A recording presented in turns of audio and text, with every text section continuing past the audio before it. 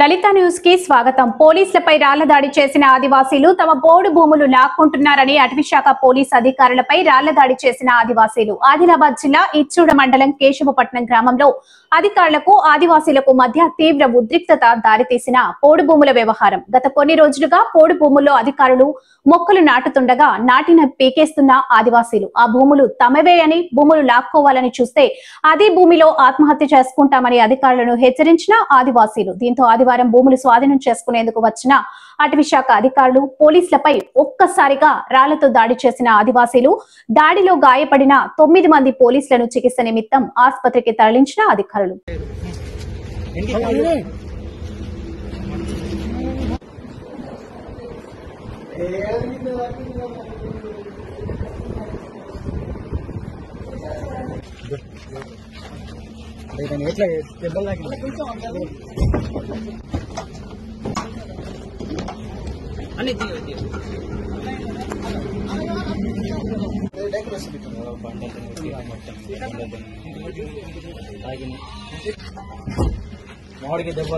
మరిన్ని అప్డేట్స్ కోసం మా ఛానల్ ని సబ్స్క్రైబ్ చేయండి. ధన్యవాదాలు.